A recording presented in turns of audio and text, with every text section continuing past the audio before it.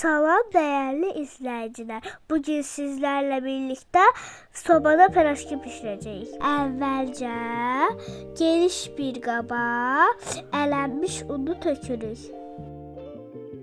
Üzərinə kərə yağı əlavə edib umaç hazırlayırıq.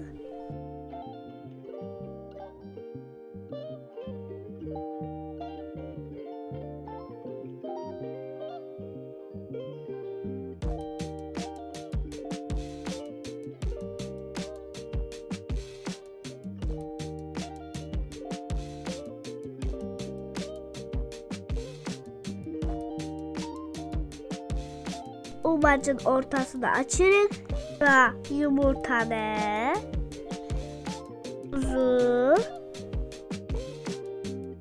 xamanı, qabartma tozunu əlavə edib yaxşıca yoğururuq.